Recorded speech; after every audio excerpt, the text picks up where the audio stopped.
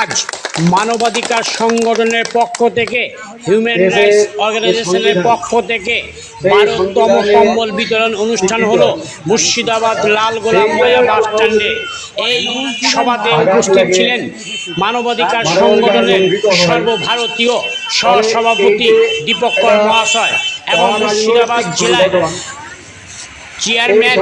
অঞ্জনা মণ্ডল মহাশয়া, এবং উপস্থিত ছিলেন মুর্শিদাবাদ জেলার পদপ্রার্থীগণ যেমন বিষ্ণু সরকার মহাশয়, অঞ্জনা মণ্ডল মহাশয়া, মণি প্রধান মহাশয়া এবং দিলীপ মালিক